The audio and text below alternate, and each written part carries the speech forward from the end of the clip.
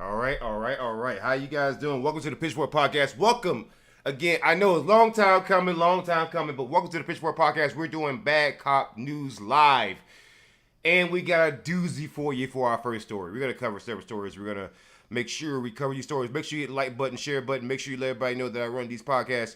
And I'm going to be bringing the Pitchfork Podcast. I'm going to find a schedule for it to fit into my normal, usual schedule because I do a lot of content. I do constant, frequent uploads. And so I'm going to be going over a story right now from azfamily.com. Here's a story from azfamily.com. Former Oro Valley Police school resource officer caught up in a sting operation. This guy is allegedly the kind of person you don't want to put around children. And so former Oro Valley police officer Daniel Horetsky, as you can see from his mugshot here, has been arrested in Michigan on charges of trying to meet up with someone who's under the age of 18 and using a computer to commit a crime and accosting a minor for immoral purposes. This guy is a certified creep.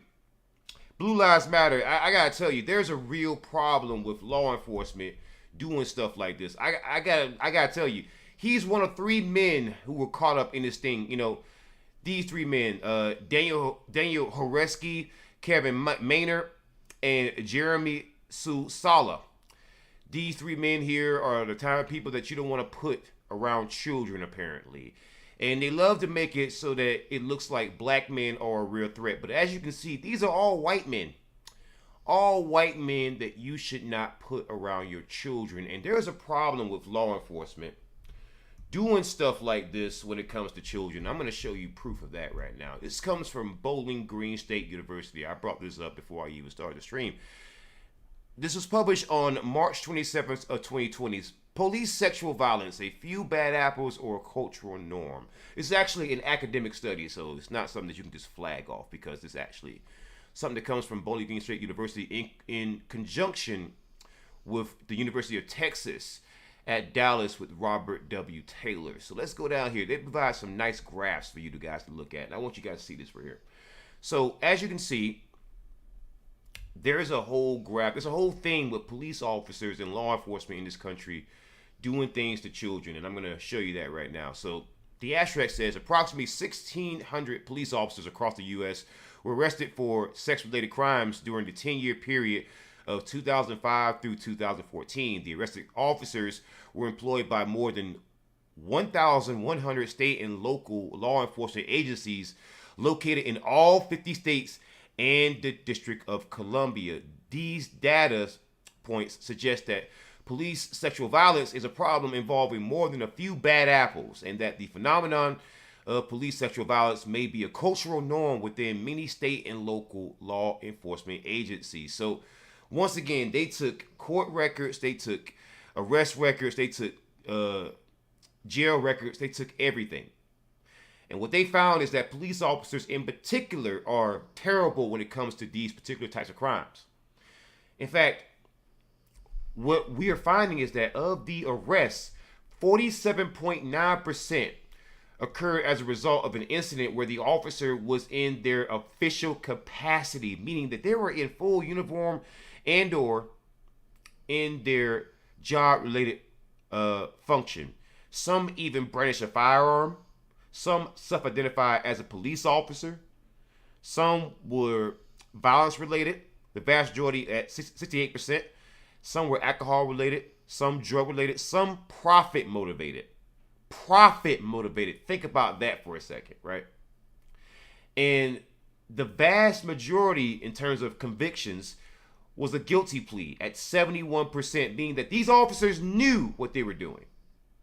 They knew what they were doing. They knew it. They knew it. And what makes it worse, right, is that the average arrested officer, on average, is above the age of 38 years old with 10 years of service as a sworn law enforcement officers. And victims of these crimes are most commonly 14 years old with an average age of 17.72 years old. This is the thin blue line, folks. This is who law enforcement and police unions and people who defend police officers, this is who they're defending. This is why I report on these stories so often. Wow. Just wow. So let's go on to our next story. Our next story here comes from Fox 4, man. Fox 4 in Texas.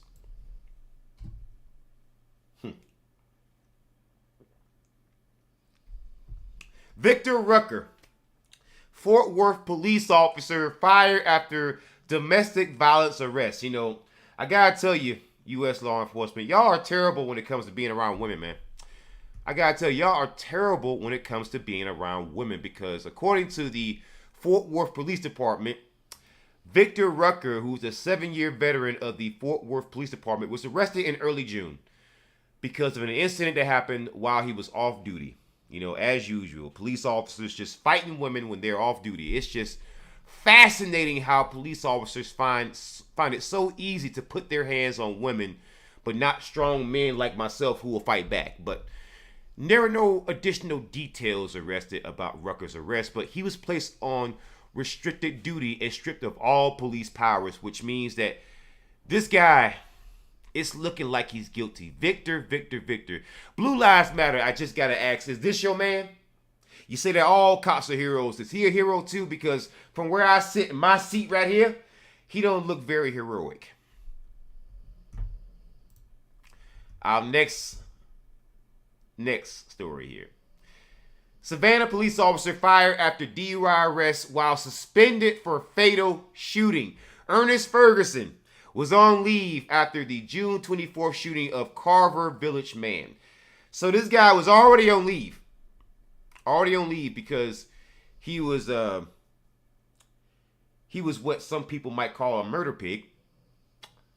You know, I wouldn't say that. That's not my opinion, but some might say that. And he was already under scrutiny, and this guy decided to go around drinking and driving, and a positive for the presence of alcohol with the result of 129.129 was what this man blew into a portable breath test. That is fascinating. You know, it is fascinating that he's also using the excuse of having some PTSD from the shooting of a black man named Saudi Arai. I've already covered this story, but the update to the story is that he's saying that it was the shooting. He felt so guilty and he started drinking. Well, if he felt so guilty and you started drinking, sir, why didn't you just resign? Why didn't you just turn yourself in and say, hey, I demand that I be put behind bars for shooting this man if you felt so guilty? But no, the reason why you started drinking is because you knew what you did was wrong. See, guilty people, they drink. It's not just people who are experiencing PTSD. It's also people who are guilty that also drink.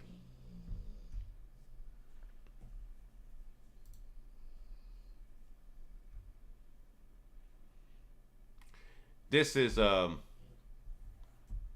fascinating. So this comes from PolitiFact. We got a black mayor in Richmond. Give me a second. This just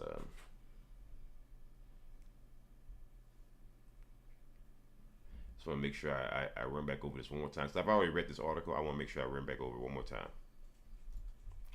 because this article is fascinating.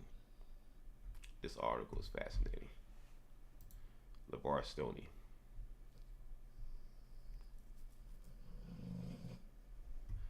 I want to make sure before I start into the story. So this comes from PolitiFact.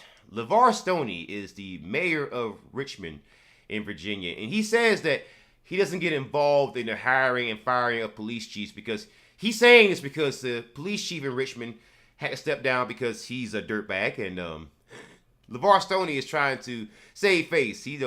Richmond Mayor LeVar Stoney distanced himself from the recent resignation of embattled police chief Gerard Smith, saying that I don't get involved in the hiring or firing of police chiefs, and that turns out to be a lie. That is a lie because it contradicts his own statements about hiring and firing police chiefs. And let's get a little bit deeper into this story here.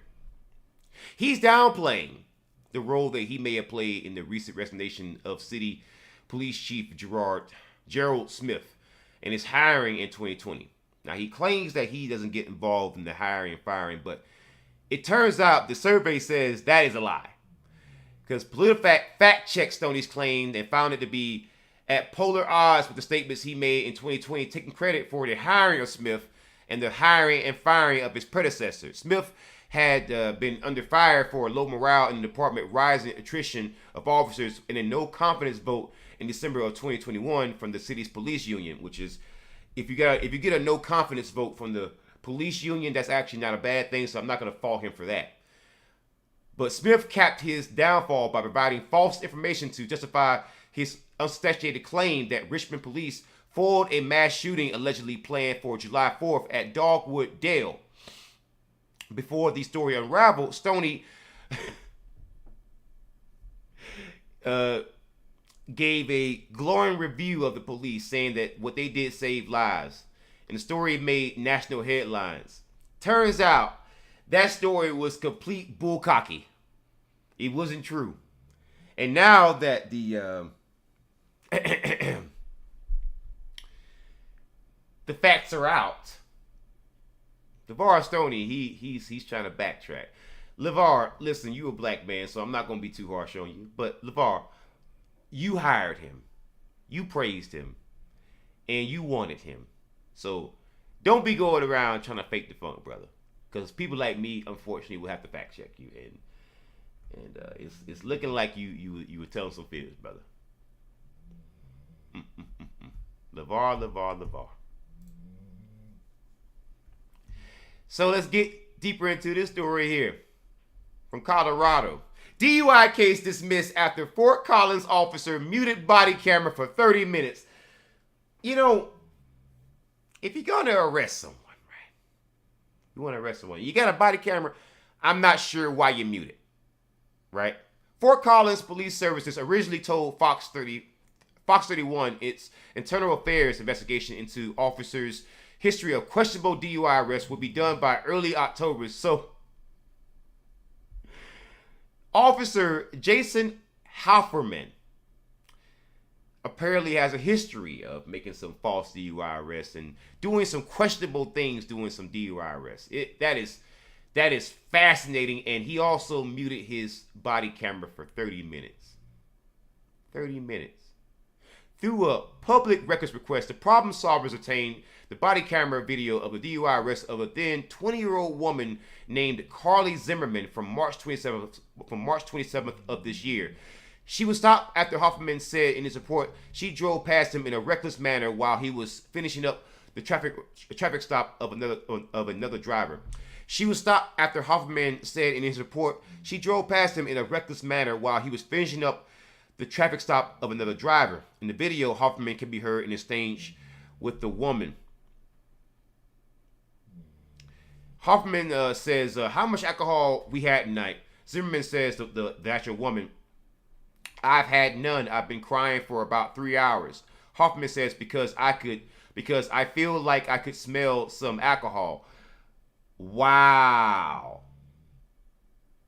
Fox 31 has since learned Zimmerman arrest is one of 10 cases involving Hoffman that are a part of the department's internal affairs review. So apparently, it goes a little bit deeper. The Larimer County District Attorney's Office told Fox 31 it has dismissed 17 DUI cases connected to Hoffman, but said not all of the dismissals were related to Hoffman's actions. Wow. Fox 31 has previously reported there have been at least 9 Hoffman cases where breath and blood results show no alcohol or drugs, and a 10th case where marijuana test results were below the legal limit for impaired driving. Wow. So this guy was just arresting people for DUI and also marijuana stuff, and they weren't high and they weren't drunk. And there's video footage, and the department is now reviewing all those cases. Wow. Blue Lives Matter. How often do your cops do this? I gotta know. How often does this happen? Blue Lives Matter. See, the person in this video here is a white woman. See that? That's a white woman. That's a white woman. See, you made it seem like it's a black problem. Like we just going around complaining about your little hero, road pirates, your race soldiers. But it turns out, what do you know? What do you know? They target white people too, because they're trash. All cops are bastards. Say it with me. All cops are bastards. Oink. Fucking oink. And if you don't want to concede that all cops are bastards, can you at least concede we got a bastard here? That whole department is filled with freaking bastards? No? They're all still heroes? They're all still heroes. You don't even know how many cops are doing this. But they're all heroes, huh? You give government workers, race soldiers, state-sponsored soldiers, racist, sexist, piece of trash, liars, tax cheats, welfare queens. You give them the benefit of the doubt, but not the American citizen. That is gross. That is gross. Gross. Gross. And you know it. And you know it. But anyways, guys, that's going to be it for the show today. I went over a few stories. I just want you guys to get a little bit of an update on my new show. I'm going to run it for a little bit. And next time I'm going to be running some more stories. So, guys, until next time, horns up, peace out. Good night and good luck.